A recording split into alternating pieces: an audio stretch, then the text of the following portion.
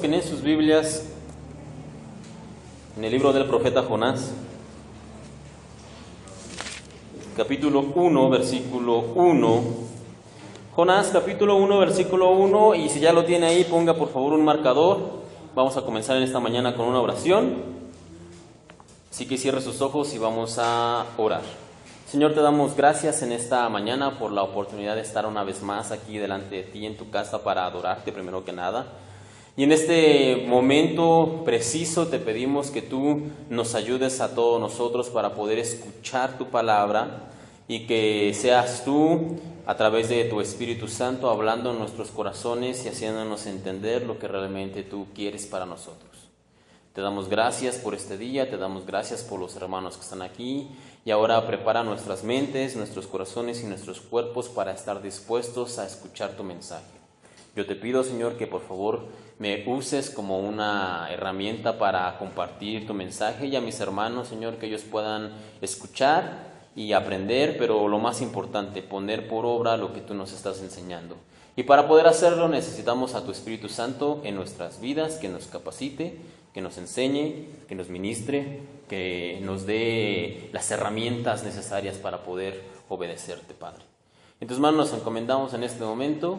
Te pedimos esto, por favor, Señor, en el nombre de tu Hijo, el Señor Cristo Jesús. Amén. El tema de esta mañana, el sermón de esta mañana, se llama La misericordia de Dios. Y vamos a ver solamente unos pocos versículos del libro de Jonás. Realmente no lo vamos a leer. Como les he dicho en las semanas anteriores, si usted quiere leerlo, realmente es un libro muy pequeño. Solamente tiene 4 capítulos que son pequeñísimos. De hecho, si usted ve en su Biblia, le va a abarcar solamente una hoja. Así que leer el libro de Jonás no debe tomarle más de 10 minutos aproximadamente. Entonces, léalo con detenimiento y preguntándole al Señor lo que nos enseña en esta semana este libro. Y antes de comenzar, quisiera hablarles un poquito acerca de una persona. Tal vez usted haya escuchado hablar algo acerca de David Wilkerson. Él fue un predicador, un pastor, murió, si no mal recuerdo, en el año 2011, falleció. Pero él fue un pastor, un predicador que mucho tiempo de su vida él se dedicó a predicar a los jóvenes. De hecho, en 1958 aproximadamente, él cuenta que estaba en un estadio abierto y él había, con ayuda de las autoridades y sobre todo con ayuda de Dios, había logrado reunir en ese estadio un montón de gente, jóvenes, que eran miembros de diferentes pandillas de Nueva York.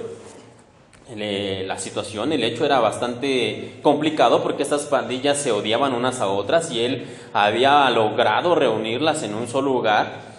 Y dice que él estaba predicando, llegó el momento de su predicación.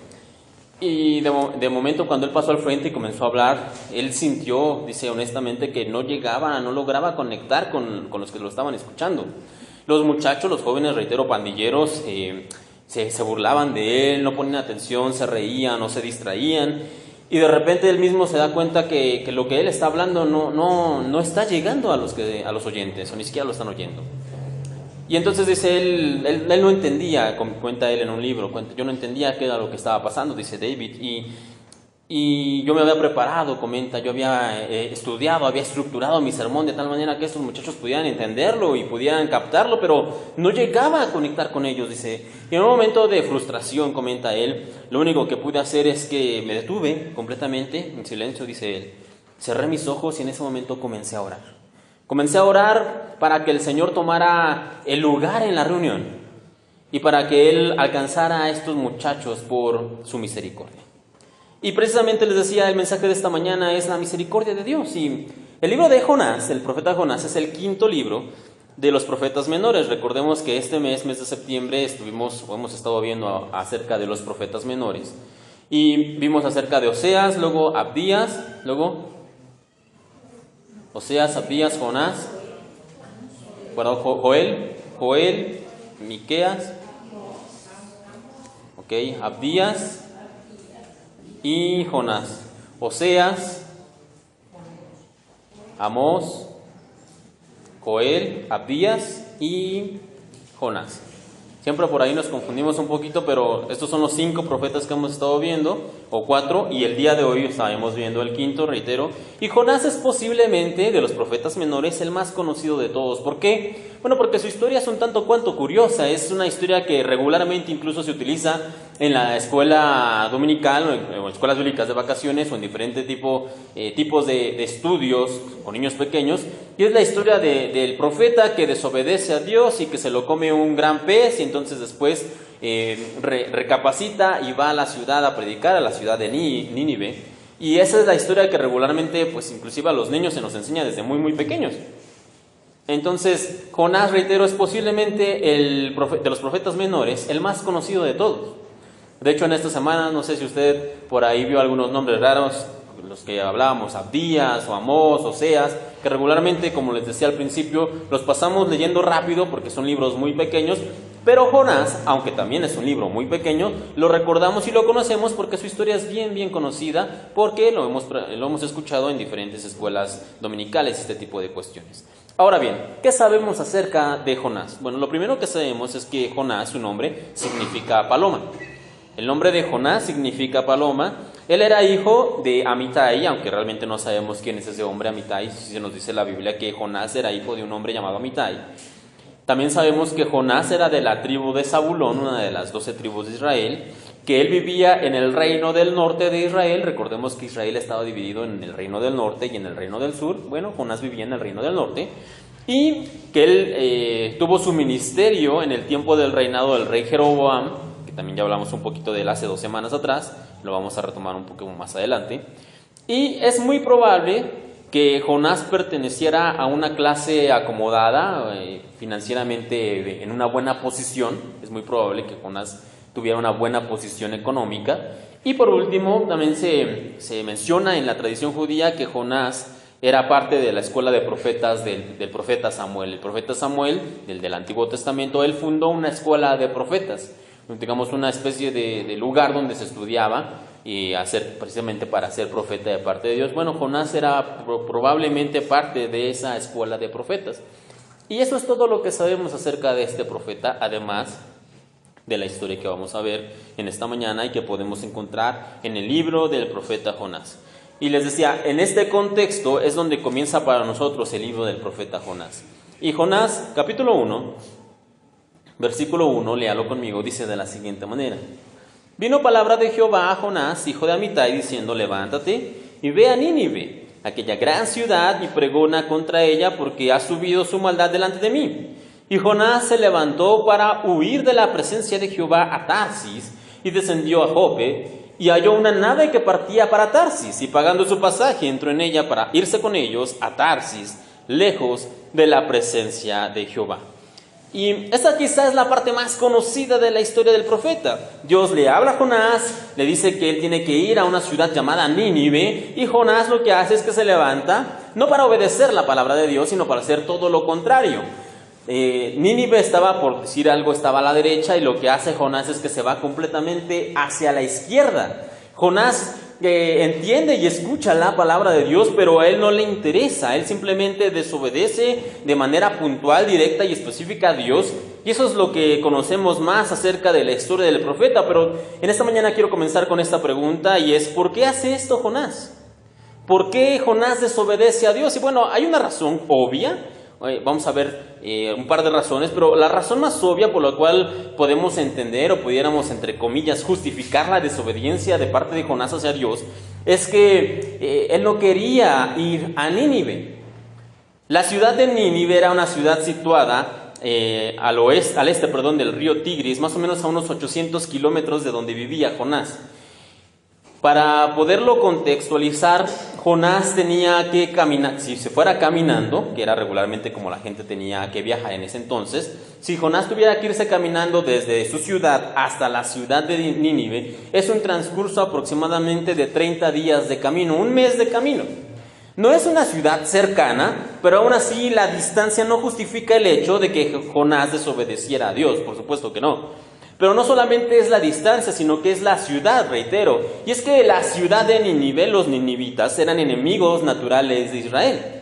Durante mucho tiempo los de Nínive y los de Israel tenían conflicto, y había una constante amenaza de que los de Nínive podían atacar a Israel, así que la ciudad de Nínive, no solamente era una ciudad que estaba lejos, sino que también era una ciudad enemiga. Los ninivitas eran enemigos de Israel. Entonces, por esa razón es que probablemente Jonás decide no ir a Nínive a dar el mensaje que Dios le había encomendado. Pero ¿cómo era posible que un hombre de Dios pudiera desobedecer a Dios precisamente? ¿Cómo era posible que Jonás, siendo profeta y siendo un hombre de Dios, decidiera conscientemente no hacer la voluntad de Dios e irse completamente al lado contrario? Y una vez más la pregunta, ¿por qué hace esto Jonás? Bueno, hay una razón más profunda, no solamente por la ciudad que es Nínive, sino también por qué representa. Y para entender mejor la actitud de Jonás, debemos revisar dos cosas más.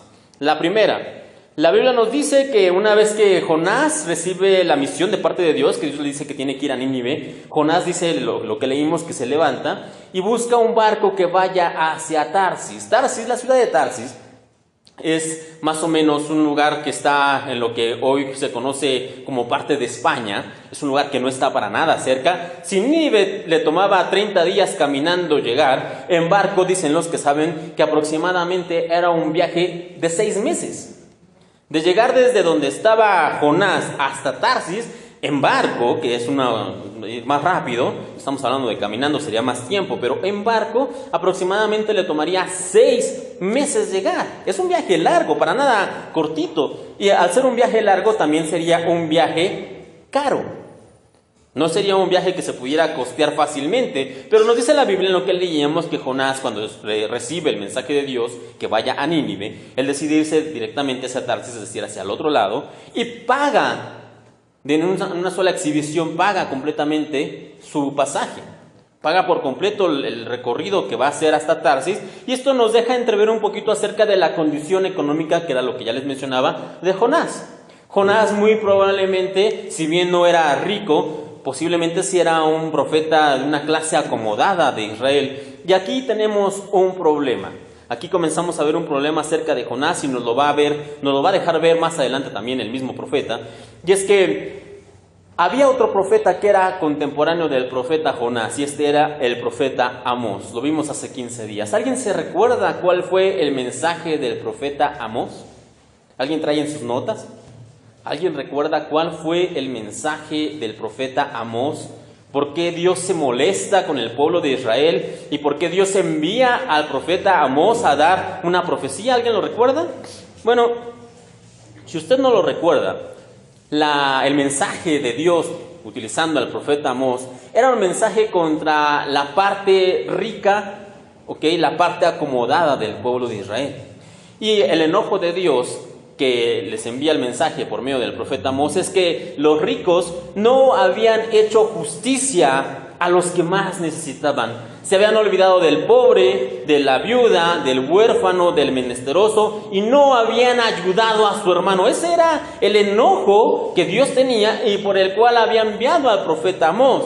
Ahora, ya podemos ir comenzando a armar este rompecabezas, por decirlo de alguna manera, y decíamos que Jonás era parte de esa clase social privilegiada. Por lo menos nos demuestra que tenía cierto poder adquisitivo, cierta comodidad económica.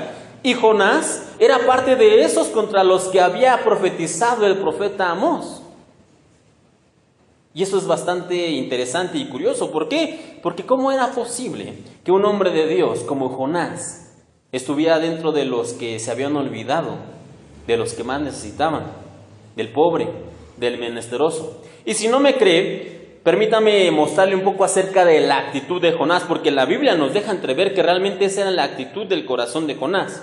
Después de que Jonás sube al barco y este barco comienza a ir a Tarsis, nos dice que el Señor hace que una tormenta golpee ese barco, de tal manera que el barco, dicen los marineros, expertos marineros, pensaban que el barco se iba a quebrar. Entonces los marineros comienzan, dice la Biblia, el relato de la Biblia, que comienzan a orar a sus diferentes dioses. Y mientras ellos están orando, el capitán se da cuenta que Jonás no está. ¿Por qué no está Jonás? Bueno, léalo conmigo, Jonás 1, 4, 5, dice de la siguiente manera: pero Jehová hizo levantar un gran viento en el mar, y hubo en el mar una tempestad tan grande que se pensó que se partiría la nave. Y los marineros tuvieron miedo, y cada uno clamaba a su Dios. Y echaron al mar los enseres que había en la nave para descargarla de ellos. Pero Jonás había bajado al interior de la nave y se había echado a dormir. Esto, bueno, simplemente estaba cansado, tal vez, podríamos pensar, pero no, esto nos habla de la actitud de Jonás. Yo ya pagué mi pasaje, yo ya pagué lo que me corresponde, ahí háganse ustedes bolas lo que quieran. Si la nave se menea, se hunde, lo que pasa, yo ya pagué mi parte. Yo aquí ya pagué lo que me corresponde de pasaje y ustedes tienen que hacer lo que les corresponde a ustedes. Aquí no solamente nos habla acerca de que Jonás se fue a dormir, porque esa no es la intención del pasaje. La intención del texto aquí es darnos a entender lo que había en el corazón de Jonás. Jonás, por supuesto, que había entrado dentro de esos, los que había profetizado el profeta Amós, de los que por medio del dinero creían que podían comprar a todos. Por medio del dinero creían que ellos se desinteresaban de los demás. Jonás realmente no estaba interesado ni en los que estaban en el barco, que estaban a punto de morir junto con él, ni en los de Nínive, que era el lugar a donde Dios lo había mandado originalmente. Jonás no tenía interés en ellos, a pesar de que sí era un profeta de Dios.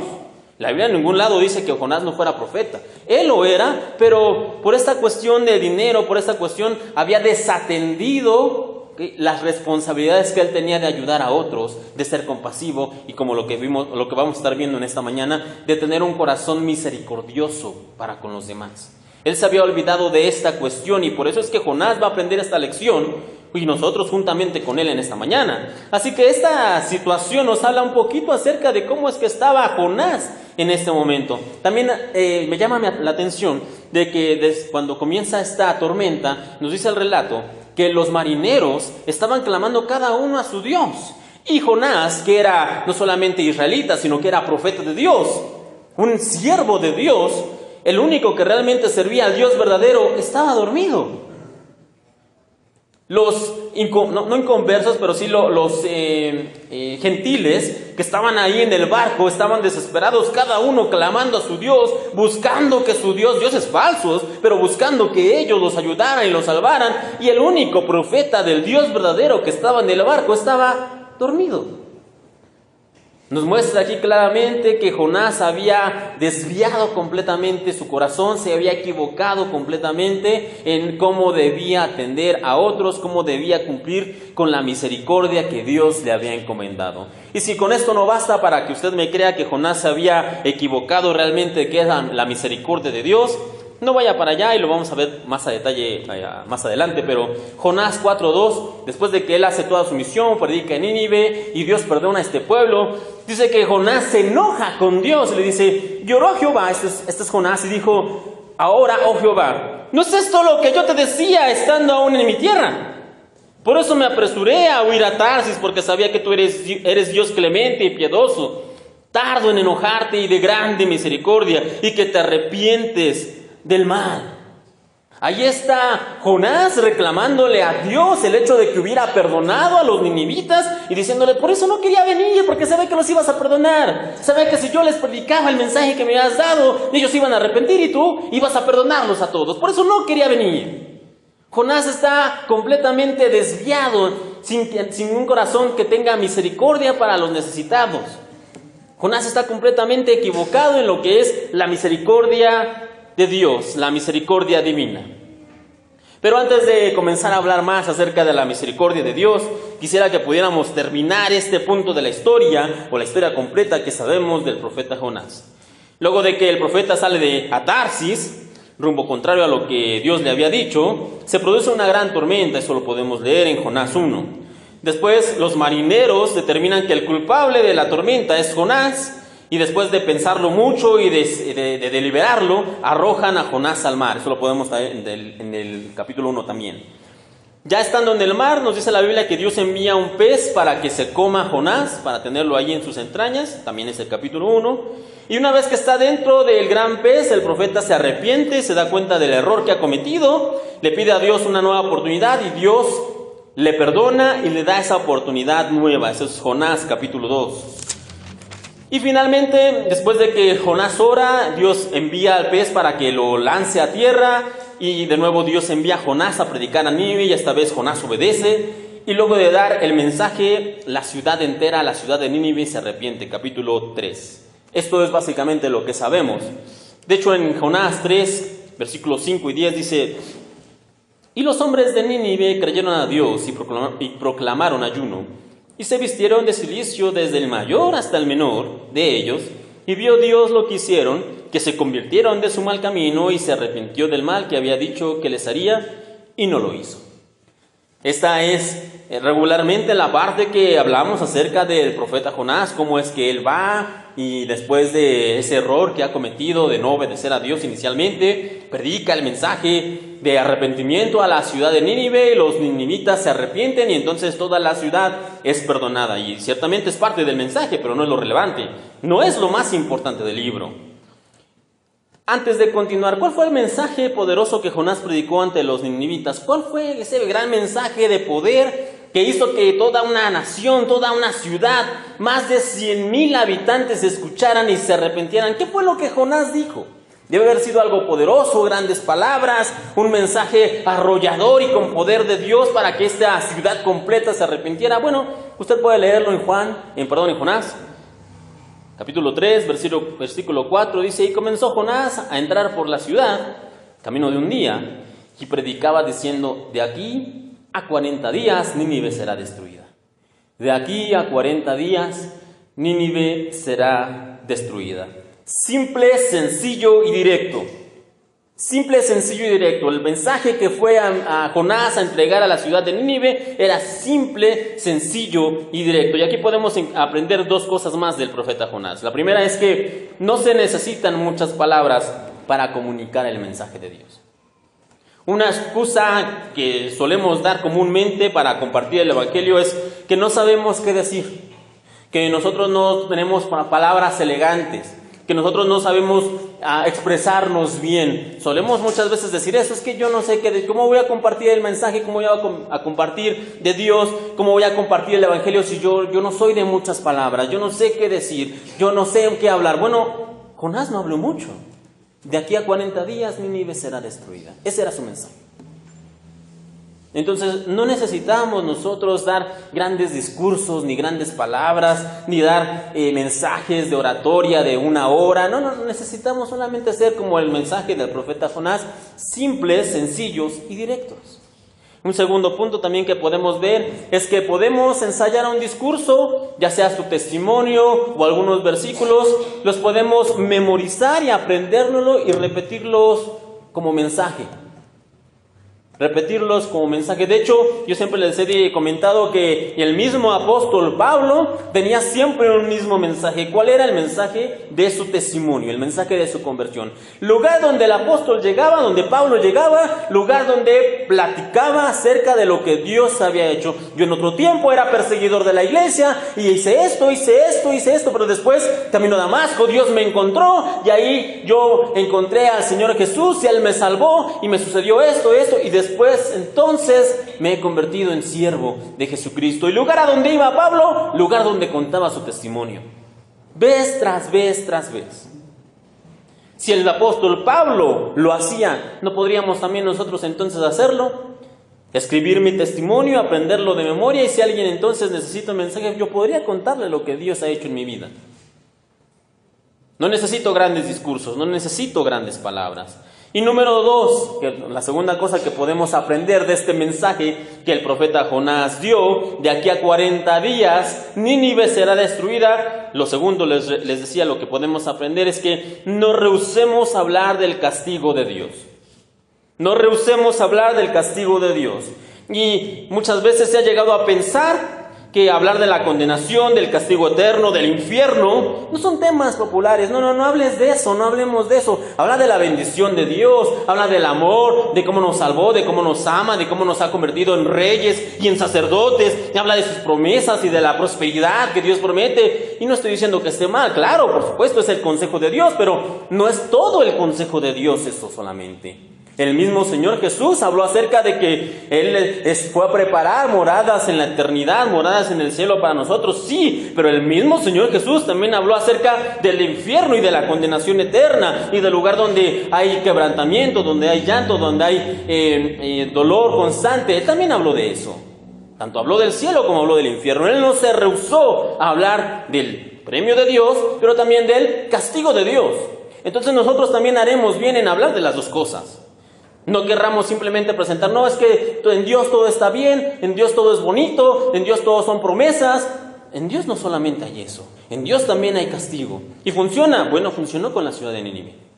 Es muy probable que si Jonás hubiera llegado con un mensaje de salvación y de amor, el pueblo ni siquiera habría escuchado. Pero no llegó con esas palabras. Jonás no llegó diciendo, Dios los ama y Dios los perdona y Dios les da una nueva oportunidad. No, Jonás no llegó diciendo eso. Jonás llegó a la ciudad diciendo, de aquí a 40 días su ciudad será destruida. Y entonces el pueblo escuchó. Reitero, si él hubiera llegado con otro mensaje de amor y de buenas nuevas y de bendición y de provisión y que Dios prospera y que Dios da, lo hubieran tirado de loco. No lo habrían escuchado. Porque esa nación necesitaba un mensaje del castigo de Dios.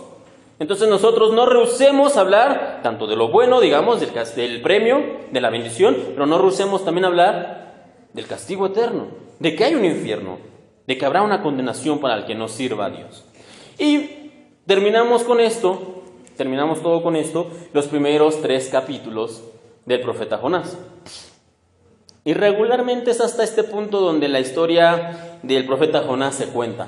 Él desobedeció, fue arrojado al mar, un pez se lo tragó, luego viene una nueva oportunidad, él comparte el mensaje, Nínive se arrepiente y todos felices y todos contentos, ¿no? Regularmente hasta ese punto es donde hablamos acerca del profeta Jonás, pero la verdad es que el tema central del libro de Jonás, lo más importante, lo más relevante del libro de Jonás, no ocurre sino hasta el capítulo 4. El capítulo 1, el capítulo 2, el capítulo 3 son solamente la introducción, el principio, el comienzo, lo básico, lo que Dios está preparando para realmente hablarnos del tema importante y del tema central del libro de Jonás. Solamente esos son los primeros 3 capítulos. El tema importante viene del capítulo 4. El capítulo 4 es realmente el corazón del libro de Jonás.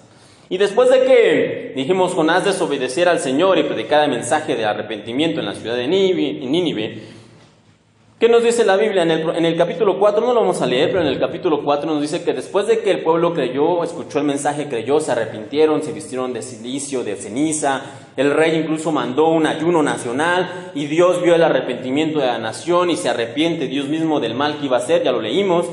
Después de eso, nos dice la Biblia que Jonás salió de la ciudad vamos a detenernos hasta ahí solamente. Y es bastante interesante porque ¿por qué salió Jonás de la ciudad? ¿Que acaso no había un lugar, un cuarto, un hotel donde él pudiera quedarse dentro de la ciudad? ¿No tenía Jonás quizá el dinero para pagarlo? Dijimos que no era probable. Jonás tenía una buena posición económica. De hecho, con el mensaje que había dado y que el rey mismo se había arrepentido, ¿no podía Jonás hablar con el rey y que el rey lo hospedara en su propio palacio? No podía haberlo hecho Jonás. Entonces, ¿por qué Jonás decide, después de que ve esto, salir de Nínive, salir de la ciudad y colocarse a cierta distancia? ¿Por qué? Bueno, hay una razón muy clara. Jonás sale de la ciudad y se coloca a cierta distancia segura, sin perder obviamente de vista la ciudad, porque él esperaba el castigo de la ciudad. Jonás esperaba realmente el castigo de la ciudad. Y es increíble. Nunca antes un predicador ha tenido tanto éxito en su predicación, de tal manera que el mensaje que está predicando produce un avivamiento completo en toda la ciudad. Y dice la Biblia que 120,000 personas son alcanzadas y convertidas. Y en lugar de que tengamos a un predicador, a un Jonás alegre, feliz, contento por el resultado, tenemos a un Jonás, un hombre miserable y enfadado con Dios por perdonar al pecador y por darles una nueva oportunidad. Ya lo leíamos al principio, Jonás 4:2 dice: ¿no es esto lo que yo decía estando en mi tierra? Por eso me apresuré a huir a Tarsis, porque sabía que tú eres Dios clemente y piadoso, tardo en enojarte y de grande misericordia, y que te arrepientes del mal. Aquí tenemos a Jonás. Jonás no está un poco molesto. Jonás no está un poco enojado. Jonás está furioso, está completamente enojado porque Dios perdonó a Nínive. Jonás está rojo del coraje, completamente enojado fuera de la ciudad, esperando que caiga fuego del cielo para que consuma a todos. Y pasa quizá, dice, si él sabía que eran 40 días, aunque la Biblia no lo dice, posiblemente él esperó un día y otro día y otro día y no pasaba nada. Y Jonás está furioso de tal manera que va y le reclama a Dios y dice, ¿no es esto lo que te dije? Por eso no quería venir, porque tú los ibas a perdonar y yo quería que los consumieras con fuego. Cosas diferentes. Pero qué contradicción, porque este Jonás que está enojado con Dios y que le está pidiendo que castigue a Nínive, es el mismo Jonás que días antes había desobedecido a Dios. Qué contradicción, porque este mismo Jonás es el mismo Jonás que cuando Dios le dijo ve a Nínive, él dijo no, voy a Tarsis, completamente al otro lado. Este Jonás es el mismo Jonás que después de su desobediencia había caído en el mar y que el pez lo había tragado, y que estando en esa situación él clamó a Dios diciendo, Señor, perdóname y dame una nueva oportunidad. ¿Y qué es lo que hizo Dios? Se la dio. Y qué contradicción, reitero, porque este mismo Jonás que recibe una nueva oportunidad después de su desobediencia, después de que le había fallado a Dios, este mismo Jonás que recibe un nuevo chance de parte de Dios para obedecerlo, es el mismo que ahora está enojado con Dios porque toda una ciudad le ha dado Dios la oportunidad de ser salvos. ¡Qué contradicción! Y la verdad es que es increíble cuánto nos parecemos a Jonás. Nosotros como cristianos, por supuesto que creemos en el mensaje del Evangelio y que Dios perdona a todos los pecadores. Lo creemos, ¿cierto? A todos los pecadores, menos a mi vecino. Ese no. A todos menos a mi vecino. O a mi tío, o a mi papá, o a mi hermana, o al compañero de clase que me molestaba, o al tipo de trabajo que me cae mal. A todos los pecadores el Señor los perdona menos a esos. El Señor perdona a todos menos a los que me hirieron, a los que me traicionaron, a los que defraudaron mi confianza. Dios perdona a todos menos a esos.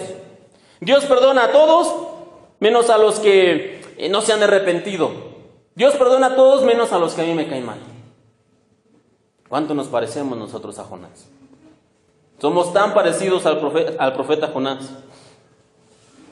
Nos ponemos nosotros en el papel de juez, jurado y verdugo y nos olvidamos que el que realmente juzga y juzga con justicia es Dios.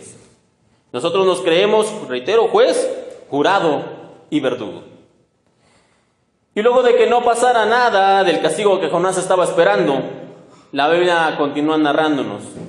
¿Y qué dice la Biblia? Bueno, hay dos cosas. Dice que el profeta crea una enramada para cubrirse, en Jonás capítulo 4, usted lo puede leer después. Pero no solamente eso.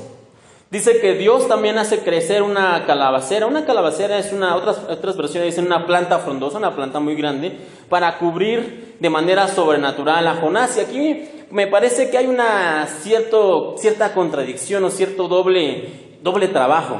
A ver, si Jonás ya había creado una enramada, es decir, un lugar donde él se iba a colocar, ¿para qué Dios entonces hace crecer sobrenaturalmente una calabacera para cubrir al profeta?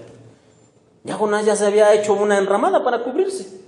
¿Para qué entonces Dios crear una calabacera para que también cubra al profeta? Bueno, aquí podemos encontrar un doble propósito de parte de Dios. Primero, Dios hace crecer esta planta para mostrarle al profeta, y de paso también a nosotros, que lo que nosotros podamos hacer nos sirve.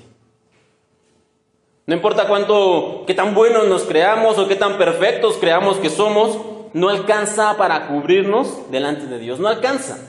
Jonás había creado esa enramada y simplemente no alcanzaba. Nosotros no somos tomando el papel de Jonás, nosotros con nuestras obras, con nuestras acciones, con nuestra buena voluntad, con nuestros buenos deseos, no alcanza. Dios tiene que, en el caso de Jonás, mandar a una calabacera, y en el caso nuestro tiene que mandar a alguien, un sustituto, para que nos cubra. Y ese sustituto se dio en la cruz del Calvario. Cristo Jesús nos cubrió ahí. Y no simplemente como un árbol que cubre a alguien para darle sombra, sino que nos cubrió a nosotros con su sangre preciosa para lavarnos de todos nuestros pecados. Y así como Jonás fue cubierto de manera sobrenatural, nosotros también somos cubiertos de manera sobrenatural, no con un árbol, ni con una calabacera, ni con una planta frondosa, sino con la sangre del Hijo de Dios. En Gálatas 3:27 dice, porque todos los que habéis sido bautizados en Cristo, de Cristo ahora están revestidos. Nosotros ahora estamos cubiertos de Cristo. Por eso es el primer propósito, que Dios hace crecer esta calabacera de manera sobrenatural. El segundo propósito por el cual Dios hace crecer esto y que permite que esta planta aparezca para cubrir a Jonás era para mostrarle al profeta, y de paso también a nosotros, qué tan errado estaba su corazón. El relato bíblico continúa y dice que al siguiente día, después de que Jonás había visto la planta, dice que él estuvo muy contento. No sé si a ustedes les ha pasado después de un gran enojo, porque dijimos ya que el profeta estaba muy enojado. Después de esto dice que se puso muy feliz, estaba muy contento porque Dios había permitido esto. A nosotros también muchas veces nos puede pasar que tenemos un gran enojo y después un gran gusto. Bueno, al profeta le pasó algo similar. Estaba muy contento por esta planta que Dios había permitido que creciera y que lo estaba cubriendo. Pero dice la Biblia que también al mismo tiempo Dios permitió que un gusano se comiera el tallo de la planta, y de manera también sobrenatural la planta se secó rápidamente. Y entonces Jonás una vez más se enoja, pero ya no es un enojo mayúsculo, ya estamos hablando de un enojo. De hecho, la Biblia dice: entonces dijo Dios a Jonás, Jonás 4:9, ¿tanto te enojas por la calabacera? Y él respondió: mucho me enojo hasta la muerte. Jonás está enchilado, dicen en mi pueblo, está enojado de verdad. Jonás de verdad está muy enojado por la calabacera, porque le había gustado, estaba bonita, le había ayudado a cubrirse, y ahora Dios había permitido que un gusano se comiera el tallo y que muriera en la calabacera. Y aquí podemos ver lo errado que tenía el corazón Jonás, porque ¿cómo era posible que una planta, dice Dios, después le explica, cómo es posible que te preocupes por una planta, que no hiciste nada para ponerla, para que creciera, no la cuidaste, tú no hiciste nada, y después te enojas porque se muere? Pero no puedes sentir lo mismo por 120,000 personas que acaban de ser salvadas. Jonás, estás mal. Jonás, estás mal. Y una vez más, es increíble cuánto nos parecemos nosotros a Jonás. Nos indignamos por los robos y por los abusos de los gobernantes, pero nosotros colaboramos con la mordida, con el soborno, con el cohecho. Nos entristece y lloramos y nos lamentamos por la necesidad en países de África y naciones tercermundistas, pero no somos capaces de entregar un poco de alimento a los niños de la calle que tenemos a 3 cuadras. Hacemos planes para ayudar y para poder compartir y para poder ver por los afectados y los necesitados, ya sea en un sismo, un tsunami, alguna situación, algún problema o catástrofe que haya pasado, pero solamente se quedan planes porque realmente nunca los ponemos por obra. Si no va a haber alguien que nos esté tomando foto, o alguien que nos esté aplaudiendo, si no va a haber alguien que nos esté diciendo qué bien que lo haces, qué bien que ayudas, qué bien apoyas, mejor no. Nadie me está reconociendo. Nadie está haciendo nada por mí. Nos enojamos por la calabacera, pero queremos el castigo de 120,000. No entendemos realmente el mensaje que les decía acerca del profeta Jonás, y ese mensaje es acerca de la misericordia de Dios. No entendemos realmente lo que es la misericordia de Dios. La palabra misericordia, veíamos hace unas semanas atrás, pero reitero, la palabra misericordia se define como la capacidad de sentir compasión por los que sufren y hacer algo por ellos. Es la capacidad de sentir compasión por los que sufren y hacer algo por ellos.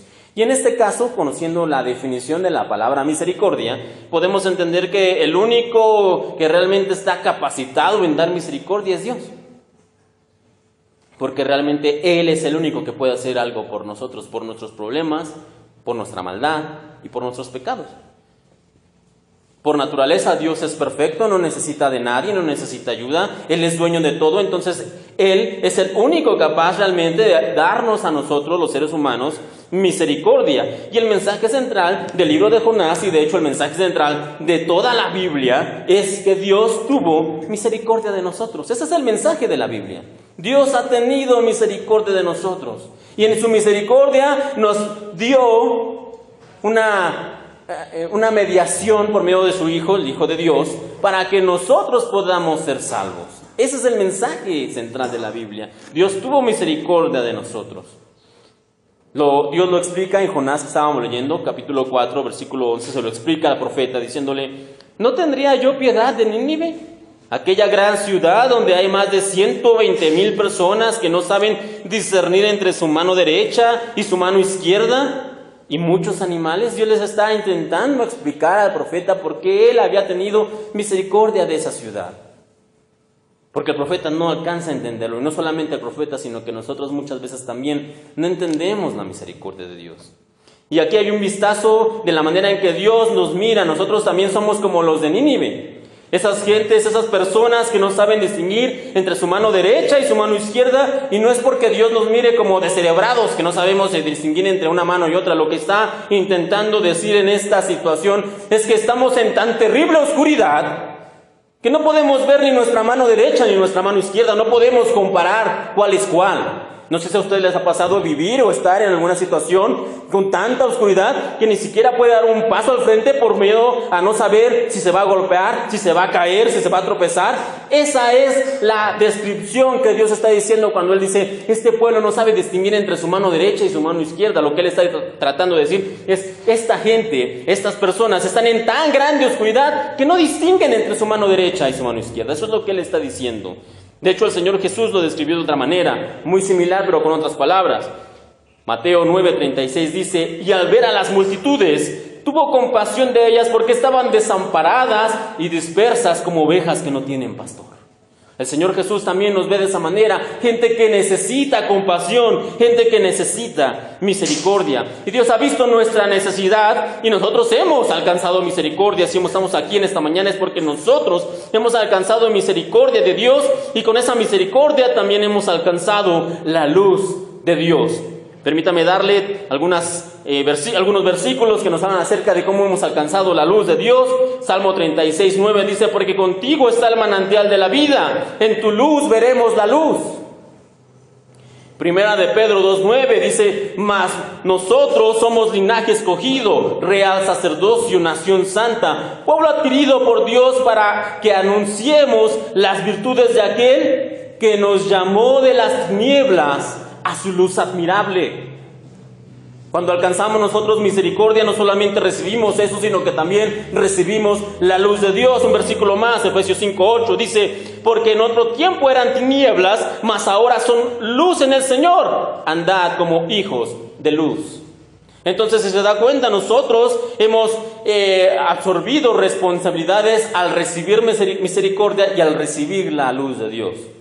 Pasamos mucho tiempo hablando y pensando en que la salvación es por gracia y que la salvación es gratuita y que no tuvimos que hacer nada para poder alcanzarla, y eso es verdad. Es real, nosotros no hicimos nada para alcanzar la salvación que Dios nos ha regalado. Es gracia. Pero no quiere decir que nosotros como hijos de luz que hemos alcanzado misericordia no tenemos responsabilidades, porque sí las tenemos. Tenemos compromisos que se esperan de un hijo de Dios, de un hijo de luz. Como decía una vez más, Efesios 5:8, ahora son luz, andad pues como hijos de luz. Aquí nos habla entonces que tenemos responsabilidades como hijos de luz que somos y como aquellos que hemos alcanzado misericordia de parte de Dios. Y es esta justo la parte del mensaje donde yo tendría que hablarles acerca de, bueno hermanos, ahora para terminar vamos a ver las 5 maneras para hacer obras de misericordia. O vamos a ver 3 puntos en que los hijos de luz muestran misericordia a los demás. O 4 técnicas para que un creyente pueda mostrar la misericordia de Dios. Ese es el punto final regularmente como terminamos el mensaje. Pero la verdad es que solamente hay un punto. Cuando hablamos acerca de la misericordia de Dios y la misericordia que Dios espera de nosotros, solamente hay un punto. O lo hacemos o no lo hacemos. O lo hacemos o no lo hacemos, no hay puntos intermedios, no hay más cuestiones para analizar o para entender o para comprender, solamente hay uno. O hacemos misericordia o no lo hacemos. El Señor lo entiende, el Señor, claro, por supuesto que lo hace. De hecho, Él mismo lo dice, Lamentaciones 3, 22 y 23, por la misericordia de Jehová no hemos sido consumidos, porque nunca decayeron sus misericordias y nuevas son cada mañana. Y nuevas son cada mañana. El Señor mismo con su ejemplo nos enseña cómo nosotros como creyentes debemos dar misericordia. ¿Y de qué manera? Bueno, cada mañana. Cada mañana nosotros tenemos que dar misericordia. Cada mañana nosotros tenemos que ser partícipes de la misericordia que hemos recibido.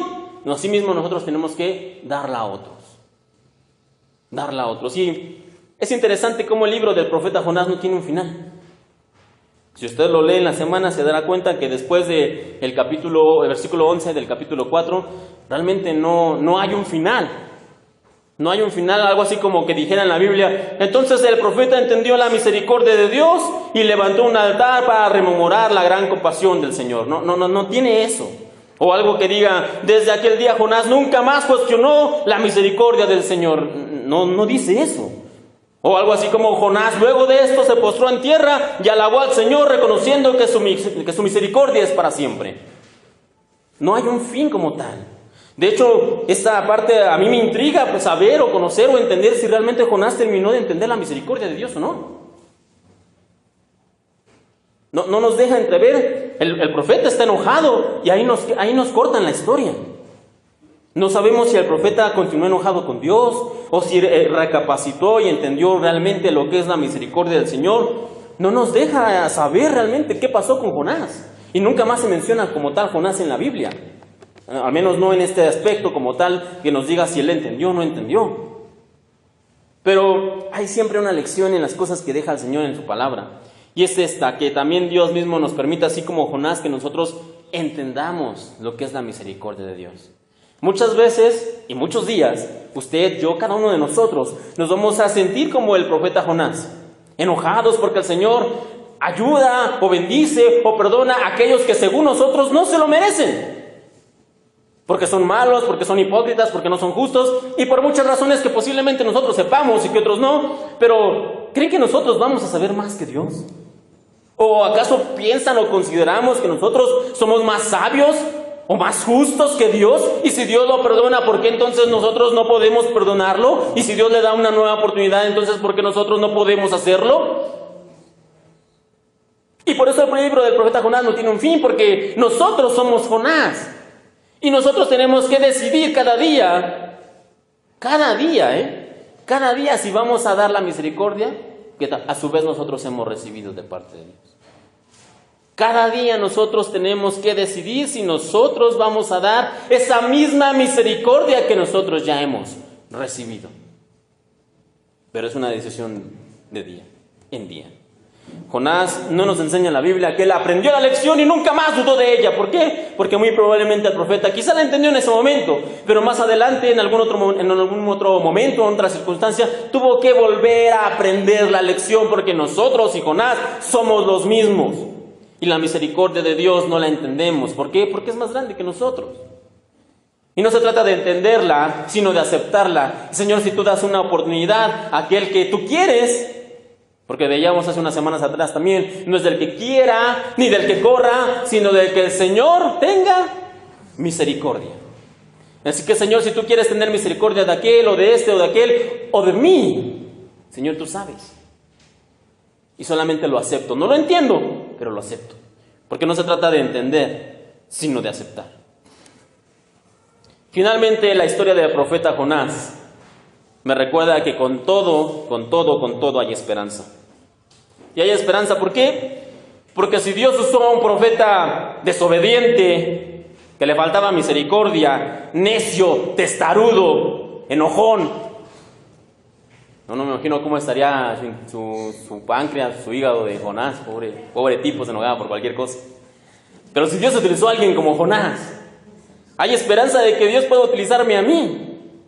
Hay esperanza de que Dios pueda utilizarte a ti. Si Dios utiliza a alguien como Jonás, un profeta, reitero, desobediente, que en lugar le dicen ve a la derecha, va a la izquierda, que le dicen negro, hace blanco, que le dicen brinca y se sienta, que le dicen sienta y brinca. Un profeta que realmente hace todo lo contrario, que se enoja, que se pone a cuestionar a Dios y literalmente a gritarle: no, te dije que yo no quería hacer esto, porque tú, si Dios puede utilizar a alguien como Jonás, entonces Dios puede utilizarme a mí.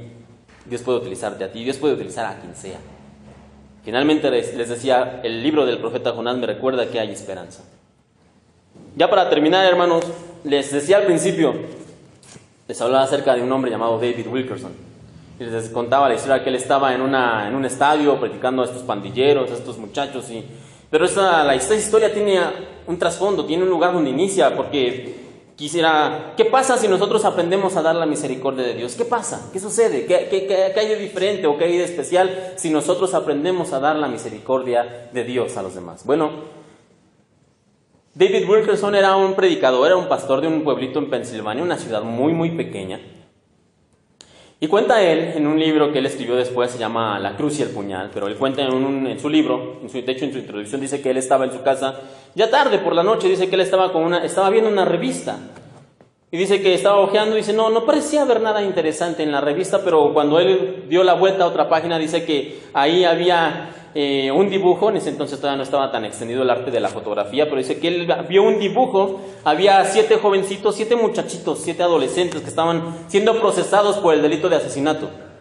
Habían matado a otro joven en Nueva York, los habían capturado y estaban en un juicio. Y su condena iba a ser ir a prisión, seguramente. Entonces dice que él se detuvo. Dice, yo nunca había realmente ido a Nueva York, nunca había sentido el deseo de ir a esa ciudad. Yo vivía muy cómodamente en mi casa. Su esposa, dice, estaba embarazada y estaba en los últimos meses de embarazo. Su iglesia estaba creciendo, acababan de construir una nueva casa pastoral. Él estaba muy cómodo en su casa. Pero dice que viendo este dibujo algo le llamó la atención poderosamente. Y comenzó a ver los retratos y los rostros rotos de esos jóvenes que tenían necesidad y él no entendía necesidad de algo. Esos rostros para él, dice, demostraban que tenían necesidad, aunque en ese momento él no entendió de qué. Y dice que él se quedó viendo por un buen tiempo al retrato y de pronto él escribe en su libro, escuchó una voz que entendió inmediatamente que era de parte de Dios, que dijo, tienes que ir a Nueva York. Y de momento él se quedó callado y dijo, no entendió, dijo, Señor, yo no voy a ir a Nueva York, como el profeta Jonás. Yo aquí estoy bien, la iglesia me necesita, acabamos de comenzar las cuestiones dentro de la iglesia, mi esposa está embarazada, yo no puedo ir a Nueva York. Pero una vez más el Señor le insistió, tienes que ir a Nueva York. Y esta noche completa, dice él, no lo dejó la idea, el Señor le dijo, tienes que ir, y tienes que ir, y tienes que ir a Nueva York. Total que al siguiente día, dice, él se levantó y habló con su esposa. Qué difícil tener que decirle a su esposa, me tengo que ir. Ella le faltaban pocos meses para que tuviera a su bebé. Dijo, pero Dios me dijo que tengo que ir. Y él se fue. Se movió a Nueva York, obedeció la voz de Dios de manera casi inmediata. Y narra en su libro todas las peripecias y todas las situaciones que tuvo que vivir, porque él llegó a una ciudad de Nueva York y llegó a un lugar en Brooklyn donde estaban las peores bandas. De hecho dice que cuando él llegó y comenzó a hablar con algunos y comenzó a platicar con ellos, salió de esa zona y un muchacho que vivía por ahí se le acercó y dice, ¿tú te atreviste a entrar ahí? ¿A esas calles? Ahí ni siquiera la policía entra. Ni siquiera la policía entra, ¿tú entraste ahí? Y el mismo joven le dijo, de verdad Dios está contigo. Y entonces comenzó a crecer su fama. Y los muchachos comenzaron a reconocerlo y le llamaban predicador, predicador, y comenzaban a buscarlo en las calles y le preguntaban y él comenzó a tener relación. Después de un tiempo de trabajo, sucedió lo que yo les contaba al principio de la predicación. Él logró reunir con ayuda de la policía, con algunos de los que se había hecho amigos de las pandillas y sobre todo con la ayuda de Dios, logró reunir a varias pandillas, diferentes grupos, en un solo estadio. En un solo lugar logró reunirlos. Y dice él que, con lo que les contaba, que él estaba predicando acerca del Señor y tenía un mensaje, pero él no alcanzaba a conectar con los muchachos. En un punto de su predicación dice, yo me di por vencido. Así como Jonás, que preparó su propia enramada, el predicador había preparado su propia enramada, pero se dio cuenta que no servía para nada. Y en ese momento, así como Jonás, él permitió que Dios hiciera la obra sobrenatural, como con la calabacera, así el Señor dijo, yo me quedé callado, y dije, Señor, haz tú tu obra. Dice, yo me quedé callado, no continúa predicando, dice David Wilkerson, y se pasó 1 minuto, pasó 2 minutos, y de repente pasó 3 minutos, y todos estos muchachos que estaban riendo y que estaban burlando, cuando lo vieron callado, y se comenzaron a quedarse en silencio, en silencio, en silencio. De pronto el estadio se quedó completamente en silencio. Pasaron más minutos y de repente alcancé a escuchar. Uno de los muchachos comenzó a llorar. Y de repente en otro lado otro, y otro, y otro, y otro. Dios había llegado a ese lugar y había tocado el corazón de esos muchachos.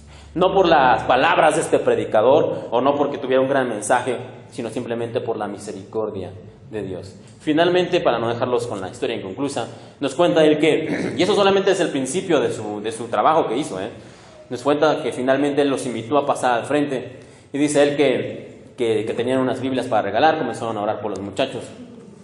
Dice, cuenta en el libro, teníamos dos tipos de Biblias, teníamos unas Biblias pequeñas de bolsillo y teníamos otras que nos habían regalado un poco más grandes, eran bastante vistosas. Y estos pandilleros que minutos antes estaban burlando del predicador, comenzaron a gritarle, hey, no queremos esas Biblias pequeñas, danos las grandes, queremos que la gente vea lo que llevamos. Queremos que la gente vea que hemos creído en Dios. Y ya con esto los dejo. Ese día, en ese momento,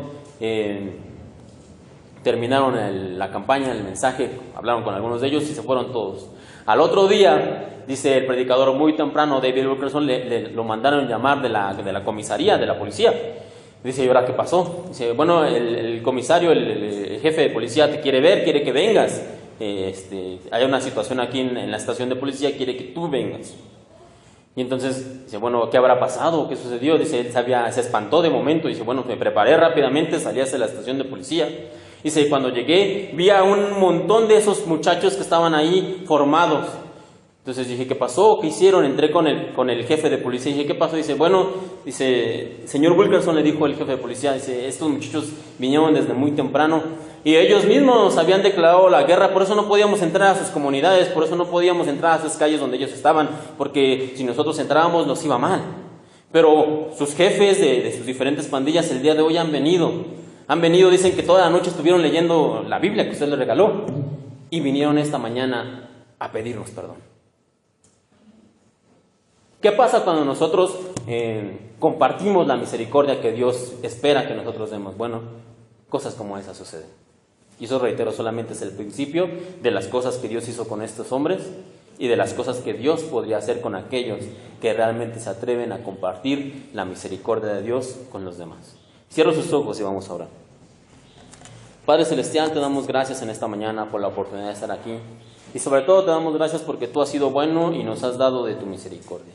Tú nos has dado de tu bondad, tú nos has dado de tu cariño, tú nos has dado esa misericordia que no merecíamos, esa misericordia que no entendemos y esa misericordia que también tristemente muchas veces nos rehusamos a compartir con otros, así como Jonás, nosotros somos también. Queremos el castigo de nuestros enemigos, queremos que les vaya mal, queremos que no triunfen, queremos que casi que tú les metes el pie, Señor, pero tú no nos enseñas eso, tú nos enseñas de tu amor, de tu perdón, de tu compasión y de tu misericordia. Y nosotros en esta mañana que lo hemos aprendido, no solamente queremos escucharlo, sino que también queremos practicarlo. Es muy probablemente que no vamos a entenderlo porque tu misericordia va más allá de nosotros, pero sí queremos practicarlo. Señor, pon en nosotros un corazón de misericordia. Pon en nuestras vidas a tu Espíritu que nos ayude a compartir y a dar esa misericordia así como tú nos la das cada mañana. Que de la misma manera nosotros, Señor, podamos compartir misericordia con aquellos que lo necesitan, misericordia con otros, Señor, para que nosotros nos convirtamos, Señor, en hijos de misericordia, en hijos de luz, en hijos de Dios. Te pedimos esto, nuestro buen Dios, nuestro Padre, en el nombre precioso de tu Hijo, el Señor Jesucristo. Ayúdanos, Padre, por favor, a ser misericordiosos con otros. Y en esta tarde de domingo también te pedimos, Señor, nos lleves con bien a casa, nos guardes, bendigas nuestra salida, nuestra entrada, nos protejas, Señor, nos cubras, nos cuides, nos guíes, Señor, y nos permitas comenzar a tener un buen inicio de semana. En tus manos nos ponemos, bendito Dios, en el nombre santo de tu Hijo, el Señor Cristo Jesús. Amén.